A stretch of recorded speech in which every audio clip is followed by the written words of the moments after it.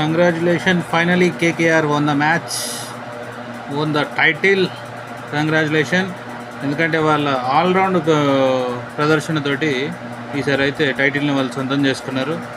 So అటు bowling విభాగం and batting విభాగం అద్భుతం.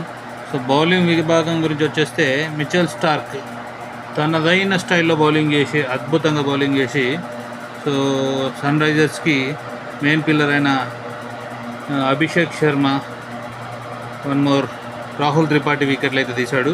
స్టార్టింగ్లోనే చాలా కట్టడిగా బౌలింగ్ చేస్తూ దానివల్ల హైదరాబాద్ బ్యాటర్స్ కోలుకోలేని సిచ్యువేషన్ క్రియేట్ చేశాడు.